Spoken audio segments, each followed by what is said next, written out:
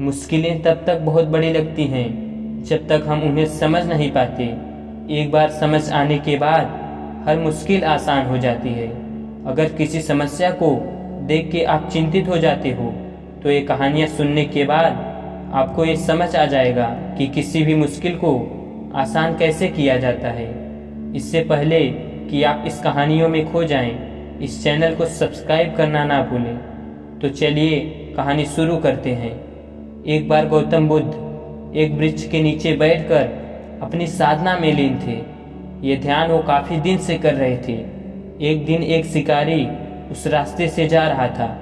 उसने महात्मा बुद्ध के बारे में काफ़ी तारीफ सुनी थी, उनके स्वभाव के बारे में, ज्ञान के बारे में, लेकिन ये सब सुनकर भी वह उनसे संतुष्ट नहीं था। वास्तव में उसे महात्मा बुद्ध की इन बातों पर विश्वास नहीं था। उसने जब महात्मा बुद्ध को साधना करते देखा तो उसके मन में एक विचार आया कि क्यों ना बुद्ध की परीक्षा ली जाए, इससे उनकी असलियत का तो पता लग ही जाएगा। शिकारी वहीं पर खड़े होकर सोचने लगा कि क्या किया जाए। तुरंत उसके मन में एक विचार आया। शिकारी ने पत्थर उठाकर साधना में लीन बुद्ध को फेंक कर मारा। वो पत्थर बहुत जोर से बुद्ध को लगा, लेकिन उन्होंने कोई प्रतिक्रिया नहीं दी। वो चुपचाप अपनी साधना में लीन रहे। शिकारी कुछ देर तक महात्मा बुद्ध की तरफ देखकर सोचता रहा कि अब महात्मा बुद्ध कुछ प्रतिक्रिया करेंगे, किंतु महात्मा बुद्ध अपनी साधना में लीन थे। उन्होंने कोई प्रतिक्रिया नहीं की। शिकारी बहुत ही उद्दंड प्रवृत्ति का था।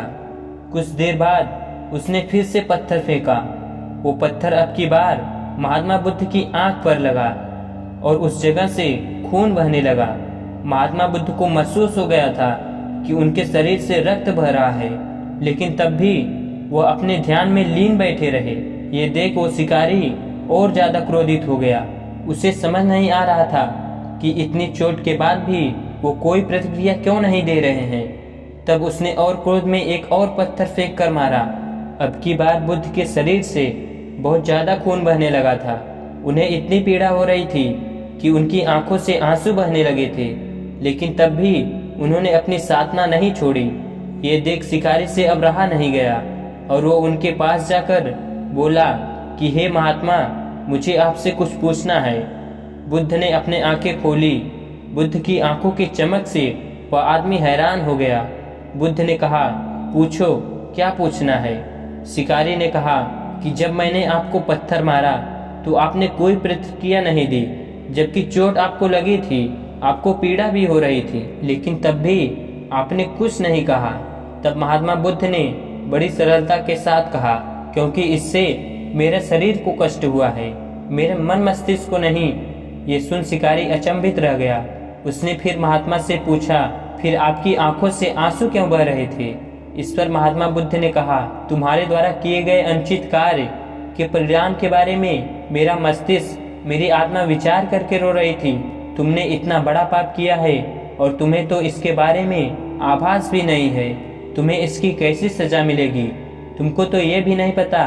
मेरे मस्तिष्क में यही विचार आ रहा था। बुद्ध की बातों को सुनकर शिकारी एकदम हैरान हो गया और महात्मा बुद्ध के चरणों में गिरकर उनसे क्षमा याचना करने लगा और बोला कि हे महात्मा, मुझे क्षमा कर दें। मुझे आप पर विश्वास नहीं था।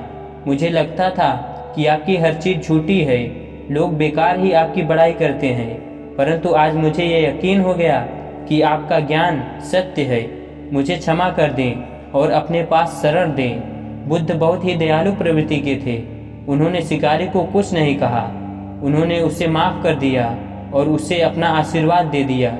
वो शिकारी महात्मा बुद्ध का आशीर्वाद पाकर एक महान साधक के रूप में जीवन व्यतीत करने लगा। तो दोस्तों, इस कहानी से हमें कुछ सीखने को मिलती है। सबसे पहले, जब भी हम ध्यान करते हैं तो हमें छोटी मोटी चीज़ें ही विचलित कर देती हैं। कहीं से कोई आवाज़ आई और हमारा ध्यान टूट गया, हमारे मन में कोई विचार उठा और हमारा ध्यान भंग हो गया। लेकिन निरंतर ध्यान करने का अभ्यास करने से हमारा ध्यान इतना मजबूत हो जाता है कि कोई हमें पत्थर भी फेंक कर मारेगा तो भी हमारा ध्यान भंग नहीं होगा। दूसरी बात, पीड़ा पहुंचाने वाले से क्षमा करने वाला बहुत महान होता है। यदि आपको कोई पीड़ा पहुंचा रहा है और उसके बावजूद आप उसे माफ़ कर देते हैं तो उस आदमी का हृदय परिवर्तन होना निश्चित होता है, लेकिन हम अपने अहंकारवश हमें पीड़ा पहुंचाने वाले व्यक्ति को कभी माफ ही नहीं करते और इसीलिए हमारे संबंध प्रभाव नहीं बन पाते। तीसरी बात, अनजाने में हम ऐसे ऐसे पाप कर देते हैं कि हमें ये भी नहीं पता कि उनका दंड क्या मिलेगा। तो कोई भी काम करते वक्त उसको पूरे होशो हवास में करो कि इस काम को करने से क्या प्रभाव होगा, कहीं ये काम किसी प्राणी को आघात तो नहीं पहुंचाएगा। ऐसा प्रशिक्षण करने के बाद वो काम ही असली कर्म कहलाता है। तो दोस्तों, कैसी लगी आपको ये कहानी कमेंट सेक्शन में ज़रूर बताएं और अच्छी लगे तो इस चैनल को सब्सक्राइब करना ना भूलें।